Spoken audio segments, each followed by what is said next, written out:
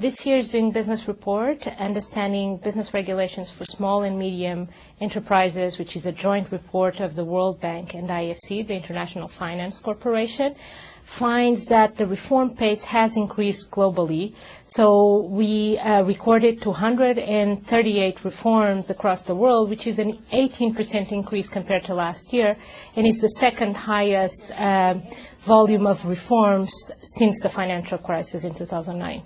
Another important result that we see in this year's report is the convergence. We see that the countries where there's more complicated regulations are actually trying to simplify them and improve them and reach the levels of the countries where there is simpler and more efficient business regulations.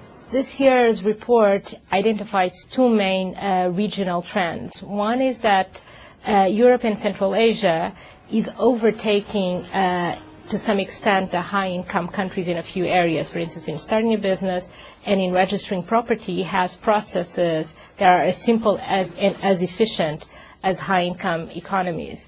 The other very important trend is that we see Africa is among the regions where there is more reform. So, for instance, 3 of the top improvers in this year's report are from Africa: Cote d'Ivoire, Rwanda, and Burundi.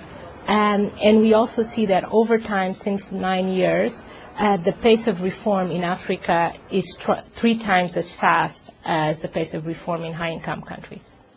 Another finding of this year's report refers to the process of starting a business. We know that there were 3 million firms that were set up last year, and those firms took entrepreneurs 46.9 million days to get set up. If governments use the best practices across the globe in the process of starting a business, that time would have been reduced to 1.5 million days.